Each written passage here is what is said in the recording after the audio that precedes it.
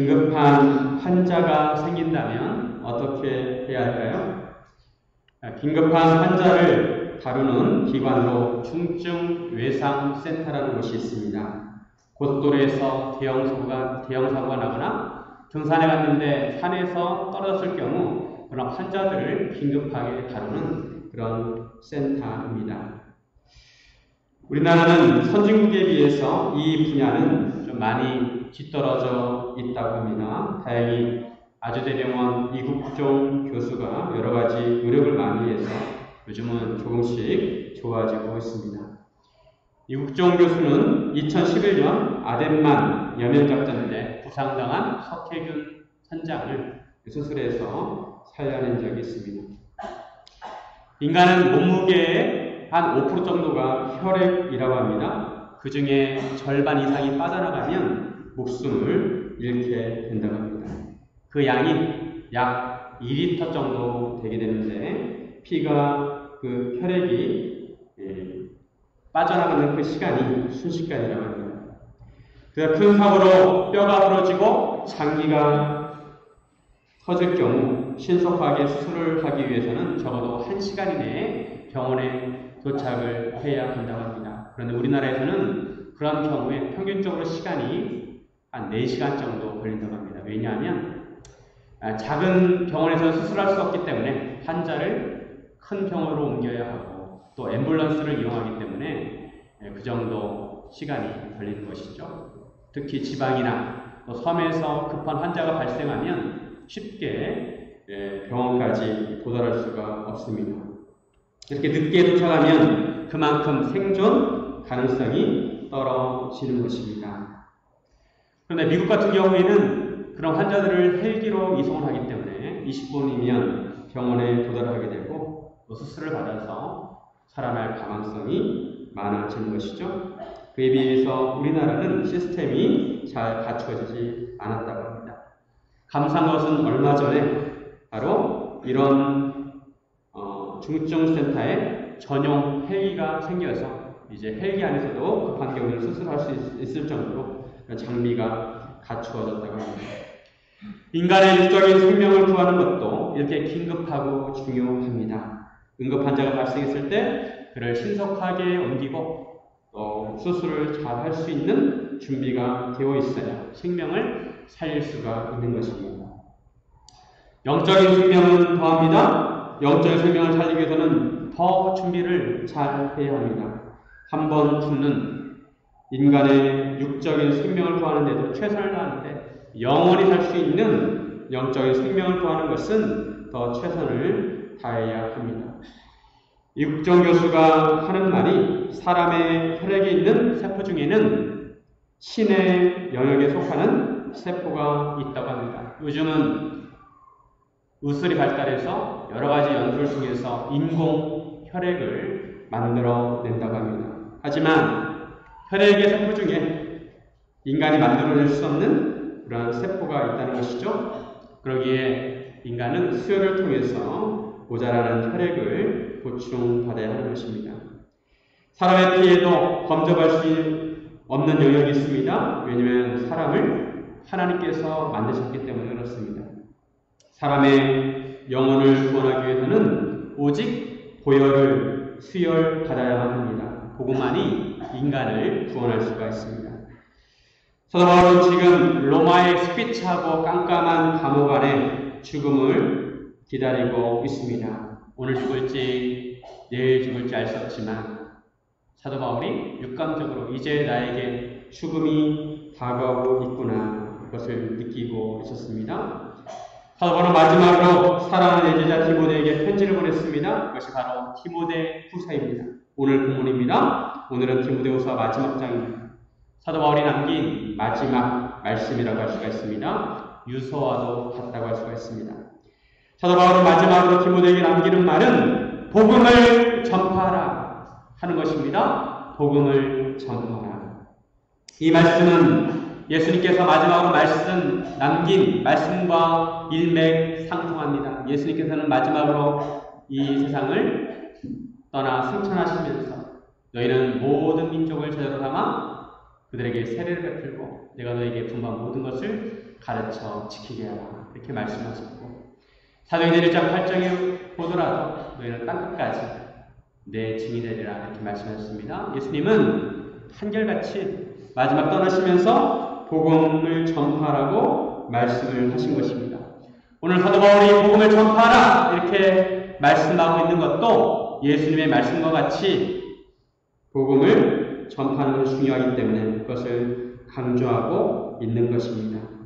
이 세상에서 복음 전파만큼 중요한 것이 없습니다. 왜냐하면 지난 시간에도 말씀드렸듯이 이 복음, 하나님의 말씀을 통해서 인간이 구원받고 또 하나님의 자녀답게 되기 때문에 그렇습니다. 요즘은 인터넷이 발달해서 소통도 쉽고 소식을 전달하는 것도 굉장히 빨라졌습니다. 거의 같은 시간에 전 세계에서 같은 뉴스를 거의 동시간에 접할 수가 있습니다. 요즘은 인터넷이 너무 좋아져가지고 이제 시장도 인터넷으로 봅니다. 시장도. 그래서 요즘은 인터넷 쇼핑이 더 규모가 점점 커져가지고 여러 마트들을 위협을 하고 있다는 것입니다. 이처럼 인터넷이 발달한 이 시대에 복음도 인터넷을 통해서 전파되면 얼마나 빠르게 전파될 수 있을까? 땅끝까지 쉽게 복음을 전할 수 있을 것입니다. 그런데 문제는 전화기가 아무리 좋아도 인터넷이 아무리 발달해도 전화기를 받지 않으면 소용이 없습니다. 전화기를 받아야 소식을 전할 수가 있습니다.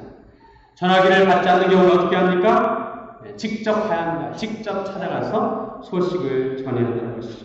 그러기에 전달 수단이 좋든 좋지 않든 우리 최선을 다해서 복음을 전해야 합니다.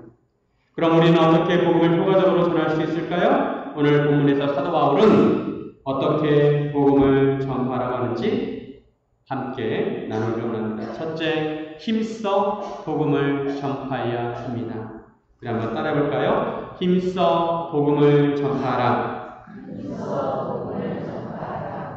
우리는 복음을 전파할 때 그냥 적당히 해서는 안 됩니다. 최선을 다해 있는 힘을 다해서 복음을 전파해야 합니다. 오늘 본문의 2절 말씀 같이 한번 읽겠습니다. 2절 시작. 너는 말씀을 전파하라. 때를 얻든지 못 얻든지 항상 힘쓰라. 범사의 오래 참음과 가르침으로 경책하며 경계하며 권하라. 사도 바울은 디모데에게 때를 얻든지 못 얻든지 복음을 전파하라고 말씀합니다.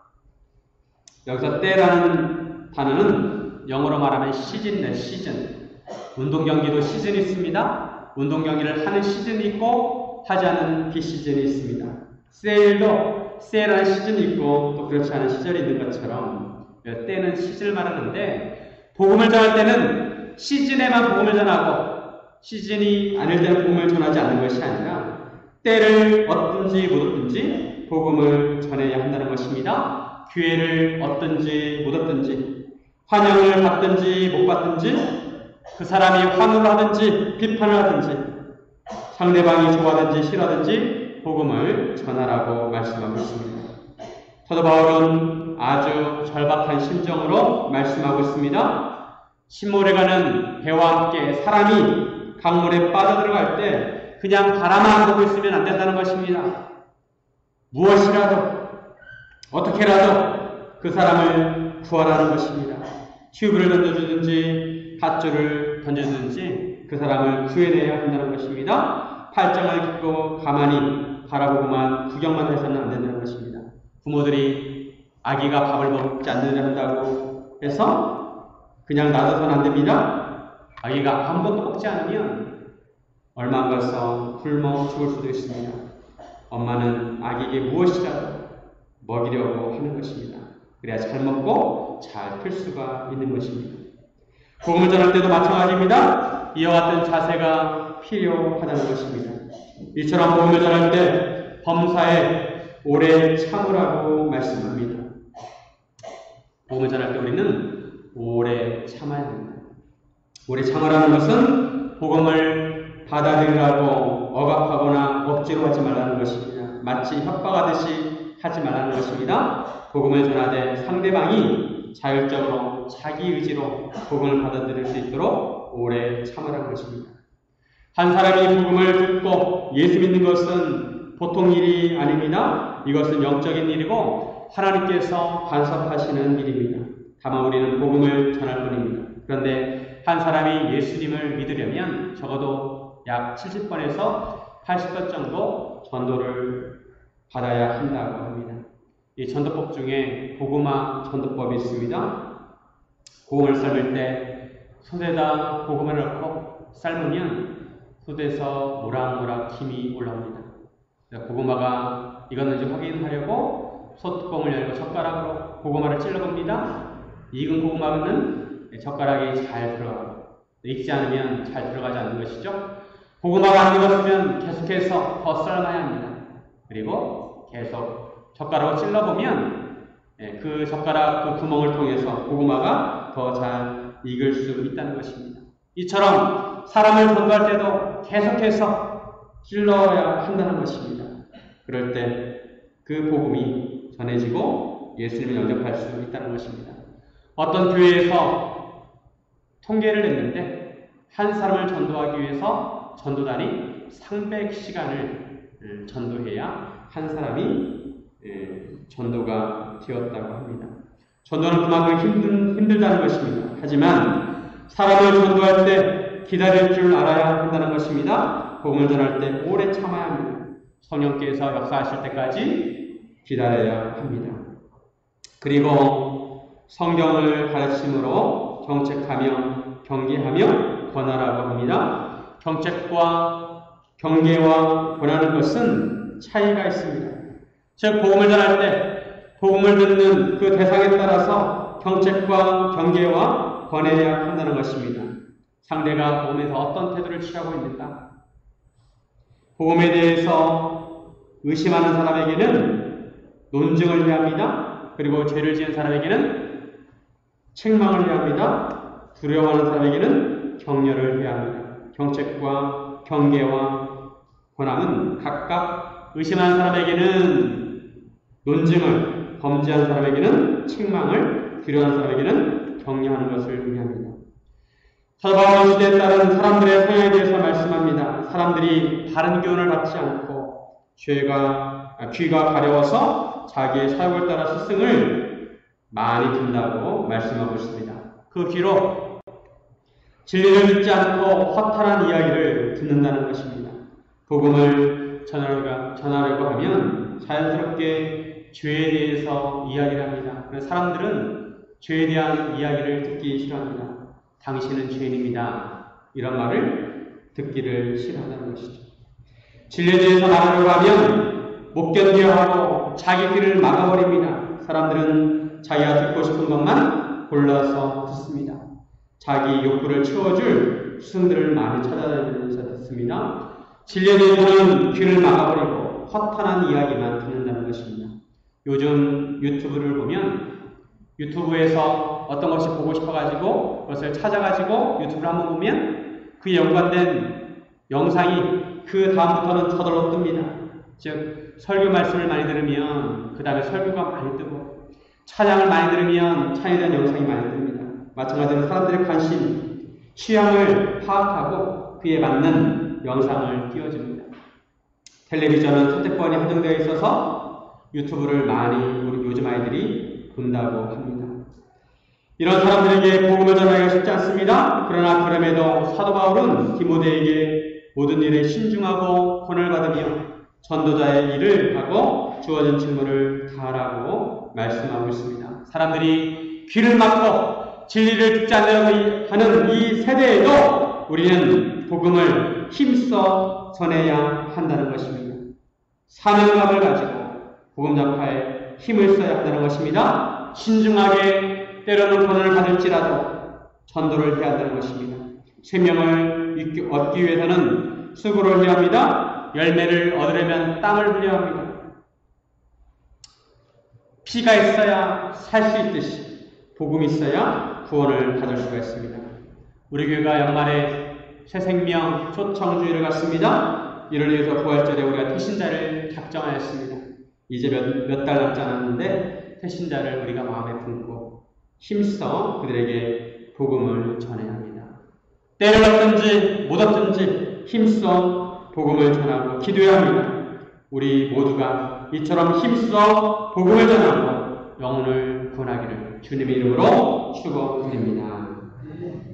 둘째, 끝까지 전파해야 합니다. 복음을 전파할 때 끝까지 전해야 합니다. 복음을 전할 때 중간에 포기해서는 안 되고 생명이 끝나는 그 순간까지, 마지막 순간까지 복음을 전해야 한다는 것입니다. 세상 끝까지 복음을 전해야 합니다. 우리 6절과 7절 말씀 같이 한번 읽겠습니다. 6절, 7절 시작. 전제와 같이 내가 벌써 부어지고 나의 떠날 시각이 가까웠도다. 나는 선한 싸움을 싸우고 내 달려갈 길을 마치고 믿음을 지켰으니. 사도 바울은 자신의 삶을 되돌아봅니다. 사도 바울은 전제와 같이 자신이 벌써 부어졌다고 말씀하고 있습니다. 전제라는 것은 구약의 제사의 마지막 단계에서 포도주를 붓는 것을 말합니다. 즉 사도 바울은 자기 생애가 거의 끝나고 있는 것을 감지했습니다. 사도 바울은 자신이 떠날 시각이 가까웠다고 말씀합니다. 여기서 떠난다는 이 단어는 천막을 걷다. 그리고 배가 새로운 항해를 시작하기 위해서 정박지에 묶어놓은 밧줄을 푼다는 그런 의미를 가지고 있습니다. 사도 바울은 이제 저 멀리 되던 시온성, 팔을 벌리고 기다리고 계신 주님 품으로 돌아갈 날이 얼마 남지 않았다는 것을 알고 있었습니다. 인생의 마지막 단계에서 사도 바울은 세 가지를 고백합니다. 나는 선한 싸움을 싸우고 달려갈 길을 마치고 믿음을 지켰다는 것입니다. 선한 싸움을 싸웠다는 것은 목적이 선하고 수단도 선하고 과정도 선한 싸움을 싸웠다는 것입니다. 성경에서 선하다는 것은 하나님이 기준입니다. 즉 하나님 기준으로 선과 악을 분별해야 합니다. 대표적으로 선한 것은 하나님의 복음을 전하는 것이 선한 일입니다. 이 일을 위해서 선한 싸움을 싸웠다는 것입니다. 싸움이라는 단어는 원어가 아곤입니다. 아곤. 이 단어는 아주 힘든 경기를 말합니다. 여러 가지 운동 경기가 있지만 그 중에 철인 3종 경기가 있습니다. 철인 3종 경기는 수영과 그리고 사이클과 마라톤 3경기를 연이어서 계속하는 것입니다. 수영 3.8km, 그리고 사이클 40km, 마라톤 42.19m를 연이어서 뛰는 것입니다. 정식으로 하면 평균 9시간이 걸린다고 합니다. 웬만한 체력을 가지고는 할 수가 없습니다. 사도 바울은 복음을 전하기 위해서 이처럼 사력을 다해서 달렸다는 것입니다. 또한 사도 바울은 달려갈 길을 끝까지 마쳤습니다. 지난 30년 동안 복음을 전하였습니다. 처음 보라신 예수를 만날 때는 파릇파릇한 혈기가 왕성한 그러한 나이였는데 이제 30년이 지나고 사도 바울도 이제 많이 늙었습니다. 하지만 끝까지 사도 바울은 목표점까지 달려간 것입니다. 1차, 2차, 3차 선교 여행을 비롯해서 주 예수의 신분으로 로마까지 가고 2차례 걸쳐서 로마 감옥에 투옥이 되었습니다. 달려갈 길을 끝까지 마치게 되었습니다. 그리고 사도 바울은 믿음을 지켰습니다. 파수꾼처럼 자기가 지켜야 할 것을 지켰습니다. 사역자라고 믿음이 저절로 지켜지는 것이 아닙니다. 사역자도 자기 믿음을 잘 지켜야 합니다. 영성관리를 통해서 믿음을 지켜야 합니다. 사도 바울은 이처럼 끝까지 복음을 전했습니다. 우리도 사도 바울처럼 끝까지 복음을 전파해야 합니다. 끝까지 복음을 전파하는 것은 끝까지 나의 믿음을 지키는 것과 같습니다. 나의 믿음을 잘 지켜야, 끝까지 복음을 전할 수가 있습니다. 우리 믿음을 끝까지 지키는 방법 중에 하나는 무엇이냐면 바로 전도입니다. 전도. 믿음이 시들시들하다가도 전도를 하게 되면 우리 영혼이 살아나는 것을 느낄 수 있습니다. 왜냐하면 전도할 때 성령께서 도와주시기 때문에 그렇습니다.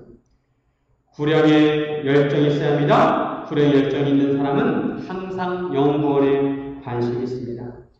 사도 바울은 끝까지 복음을 전하고 이제 주님께서 주실 의의 멸관을 바라보고 있습니다. 복음을 끝까지 전할 때 주님께서는 그에게 의의 멸관을 씌워 주십니다. 성경에는 여러 멸관이 나옵니다. 다른 사람들을 그리스도에게 인도하는 사람에게는 기쁨의 멸관을, 하나님의 영광을 고난을 견디는 사람에게는 생명의 멸관을, 교인들을 충성되게 섬기는 장로들과 사역자들에게는 영광의 멸관을, 육신을 계속 복종시키는 사람들에게는 승리의 멸관을 준다고 성경에서 말씀하고 있습니다. 여러분은 어떤 멸관을 사모하고 계십니까? 우리가 주님을 위해 끝까지 믿음을 지키고 끝까지 복음을 전하면 하나님께서 우리에게 아름다운 멸관을 주실 줄로 믿습니다. 사역을 하면서 여러 성도들이 유언을 남기는 것을 들을 기회가 있었습니다. 어떤 성도들은 유언을 남기면서 자녀들과 후손들에게 예수를 믿으라고 유언을 남기는 경우가 있습니다. 요즘은 죽는 순간에 유언을 남기기도 쉽지 않습니다. 대부분 혼수 상태에서 돌아가시기 때문에 유언을 남기는 것도 쉽지 않지만, 마지막 순간에 이렇게 유언을 남기는 것이 무슨 까닭입니까? 예수를 믿으라고. 그만큼 삶에 있어서 중요하기 때문에 그렇습니다. 완도군에 속하는 청산도에 이 강한 원장님이 계십니다. 이 강한 의사가 계십니다. 이분은 83세이신데 이분은 원래 서울 강남의 병원의 원장님이셨다고 합니다. 잘 나가는 병원의 원장님이셨어요. 근데 이분이 어떤 소식을 들었냐면 청산도에 병원이 하나밖에 없는데 그 병원에 의사가 없어가지고 병원 문을 닫게 되었다는 것입니다. 그 소식을 듣고 이 의사는 바로 그 청산도로 출발을 했다고 합니다. 청산도는 완도에서 1시간 정도 배를 타고 들어가야만 했습니다. 그렇게 청산도에 들어가서 지금까지 15년 동안 환자들을 돌보았다고 합니다.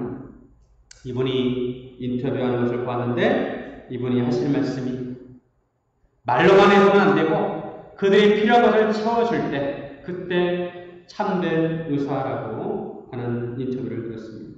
또 기자가 물었습니다. 그러면 언제까지 하실 것입니까? 그러자 죽을 때까지 하겠다는 그런 말씀을 드린 적이 있습니다. 사랑하는 여러분, 우리가 복음을 끝까지 전하기를 바랍니다. 시간적으로는 우리의 생명을 다할 때까지, 공간적으로는 세상 끝까지 복음을 전하기를 주님의 이름으로 축원드립니다. 셋째, 함께 전파해야 합니다.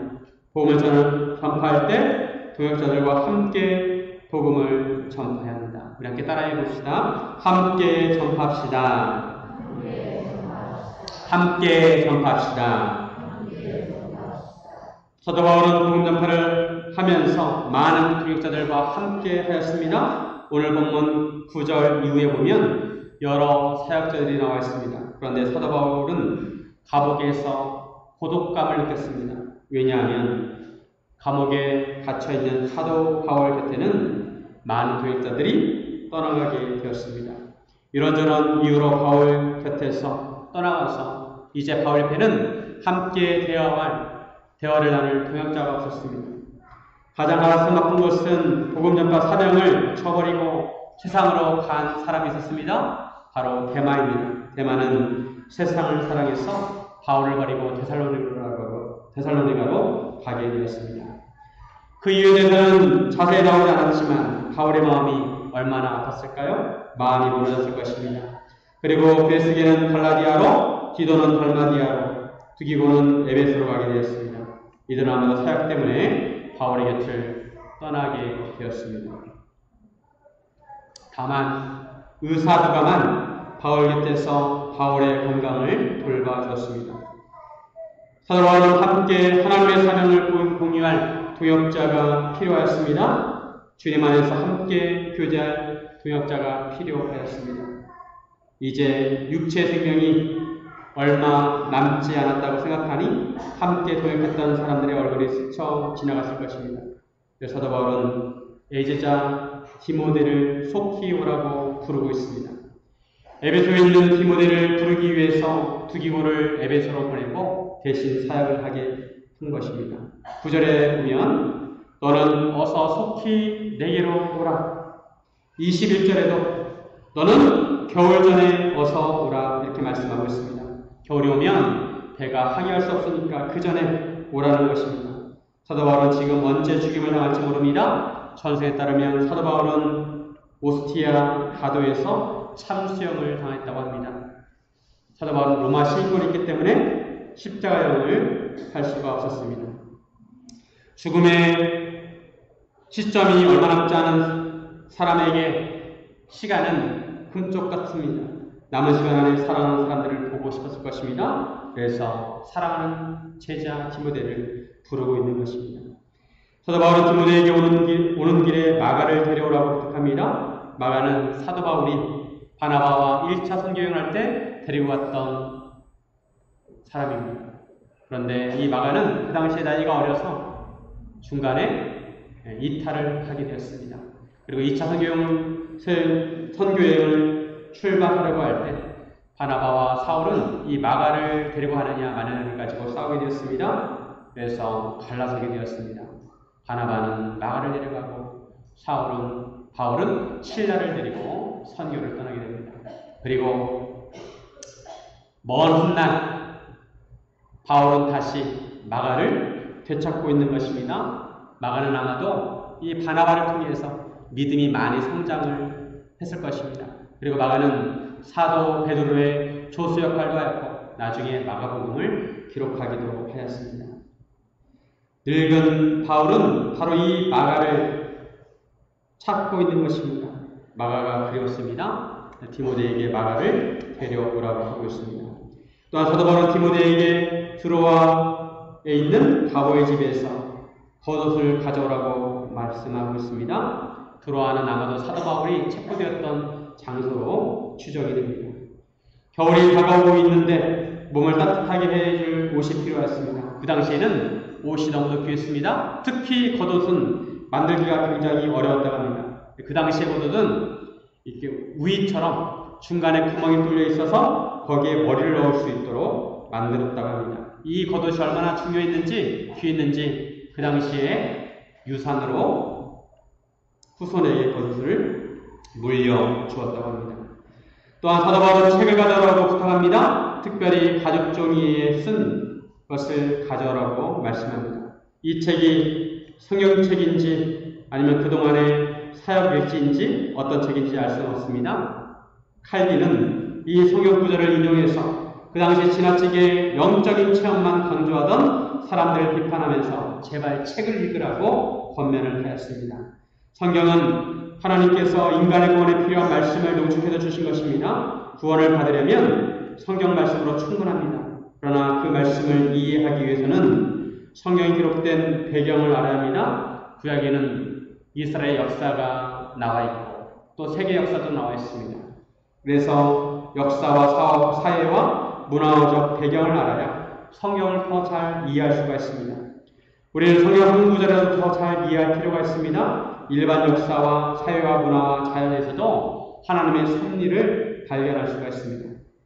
우리의 특별한 종인 성경을 당연히 잘 알아야 하지만 일반 종인 자연과 역사와 사회와 문화도 잘 알아야 합니다.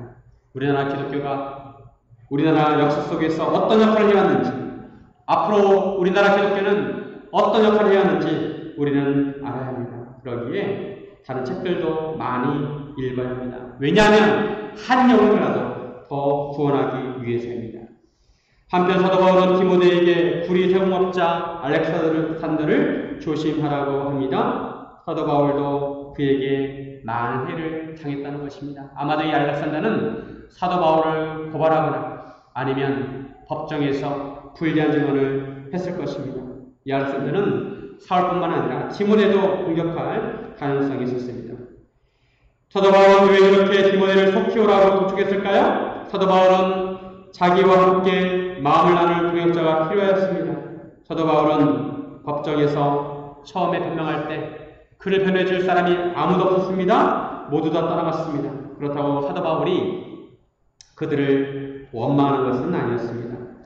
사도 바울은 근본적으로 죽음 앞에서 고독하고 외로웠을 것입니다. 마치 시험을 앞둔 고3 학생들처럼 때로는 초조했다가 때로는 긴장되었다가 어떤 때는 또 평안했다가 마음이 수시로 바뀌었을 것입니다. 이럴 때 사도 바울은 예수님처럼 기도했을 것입니다. 예수님께서 십자가 사역을 앞에 두고 겟세마네 동산에서 기도했던 것처럼 사도 바울도 감옥 안에서 기도했을 것입니다. 오늘 본문의 17절 말씀, 주께서 내 곁에 서서 나에게 힘을 주심은 나로 말미암아 선포되는 말씀이 온전히 전파되어 모든 이방인이 듣게 하려 하심이 내가 사자 입에서 건짐을 받으리라. 예수님에게서 가장 중요한 사역은 십자가 사역이었습니다. 마찬가지로 사도 바울에게서 가장 중요한 사역은 복음 전파였습니다. 지금 이 순간에 감옥에서 복음 전파를 위해서 마지막까지 기도하고 있는 것입니다. 그런 중에 사도 바울은 구원의 확신을 가졌습니다. 18절 말씀, 주께서 나를 모든 악한 일에서 건져내시고 또 그의 천국에 들어가도록 구원하시니 그에게 영광이 세세무궁토록 있을지어다. 아멘. 사도 바울은 천국을 사모하고 있습니다. 구원의 확신을 가지고 천국을 바라보고 있습니다. 복음을 선포하는데 동역자가 필요합니다. 함께 마음을 나누고 함께 하나님의 사명을 나눌 동역자가 필요한 것입니다. 가끔 함께 신앙생활을 했던 사람들을 만나면 너무나 반갑고 마음이 편한지 모릅니다. 그처럼 동역자는 우리에게 큰 힘과 격려가 되는 것입니다. 함께 동행할 동역자가 있다는 것은 축복입니다. 우리 교회의 모든 성도들이 주님 안에서 함께 동역자가 되기를 바랍니다. 동역자가 되기를 바랍니다. 특히 구역 안에 있는 교회원들이 복음사역을 함께 감당할 동역자가 되시기를 바랍니다. 구역 예배가 이제 이번 주부터 본격적으로 시작을 합니다. 우리가 주일 예배를 통해서도 은혜를 받지만 우리가 구역 예배를 통해서도 은혜를 받아야 합니다. 우리는 영혼의 울타리가 필요합니다. 영혼의 울타리. 함께 서로 기도해줌으로 서로를 보호해주고 함께 붙들어주고 함께 힘써줄 영혼의 울타리가 필요하다는 것입니다. 그 울타리가 바로 구역이에요. 구역. 특별히 이번에 남자 구역 예배가 처음으로 새롭게 시작을 하는데 우리 남자 성도님들 꼭 참석하시길 바랍니다. 우리가 육체의 건강을 챙기기 위해서 운동할 시간을 마련해서 일부러 운동을 하지 않습니까? 마찬가지로 우리 영혼에도 영혼의 건강한 관리를 위해서 시간을 투자할 필요가 있습니다. 시간을 쪼개서 거기에 우선순위를 두고 구역 예배를 위해서 시간을 마련하시기 바랍니다. 사랑하는 여러분, 사도 바울은 왜 이렇게 죽음을 눈앞에 두고 복음 전파를 강조하고 있을까요? 그것은 시간이 이제 얼마 남지 않았기 때문에 그렇습니다. 시간이 한정되기 때문에 그렇습니다. 언젠가는 심판의 때가 다가오고 주님께서 다시 오실 것입니다. 우리 1절 말씀 같이 한번 읽겠습니다. 1절 시작. 하나님 앞과 살아있는 자와 죽은 자를 심판하실 그리스도 예수 앞에서 그가 나타나실 것과 그의 나라를 두고 엄히 명하노라. 이것을 현대인 성경으로 다시 한번 번역해보면 나는 하나님과 그리스도 예수님 앞에서 그대에게 엄숙히 명령합니다. 그리스도께서는 다시 오셔서 사는 사람과 죽은 사람을 심판하시고 그의 나라를 세우실 것입니다.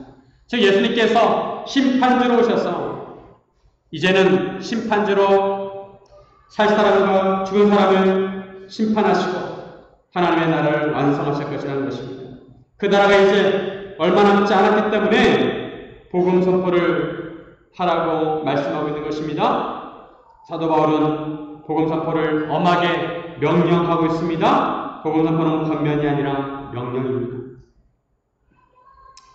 세월호 사고가 난 지 이제 5년이 되었습니다. 그때 세월호로부터 살아난 한 학생이 이제 성인이 되었습니다. 이 학생의 원래 꿈은 유치원에서 어린이 교사가 되는 것이 꿈이었다고 합니다. 그런데 꿈이 바뀌어가지고 119 구조대에 응급처치사가 되었다고 합니다. 아마도 세월호에서 죽어간 친구들을 생각하면서 그 친구들의 생명을 구하는 심정으로 아마 그와 같은 직업을 선택하지 않았을까 생각해 봅니다. 사랑하는 여러분, 하나님께서는 우리가 복음을 전한 사람이 구원을 받았는지 구원을 받지 않았는지 거기에는 책임을 묻지 않으십니다. 단 우리가 마땅히 복음을 전할 사람에게 우리가 복음을 전했는지 전하지 않았는지 그에 대한 책임은 물으실 것입니다. 이제 추석이 얼마 남지 않았습니다. 가족들을 위해서 기도하시기 바랍니다. 우리가 품은 태신자를 위해서 기도하시기 바랍니다. 우리가 힘써 복음을 전하고 끝까지 복음을 전하고 교역자와 함께 복음을 전함으로 마지막 날에 의의 멸류관을 받으시기를 주님의 이름으로 축원드립니다. 이렇게 기도하겠습니다. 사랑과 은혜 하나님 아버지, 우리에게 귀한 복음을 주셔서 구원에 이르게 하시니 감사합니다. 우리도 아직 복음을 모르는 이들에게 힘써 복음을 전하게 하셔서 복음의 통로로 쓰임받게 하여 주옵소서. 감사드리며 예수님의 이름으로 기도드립니다. 아멘.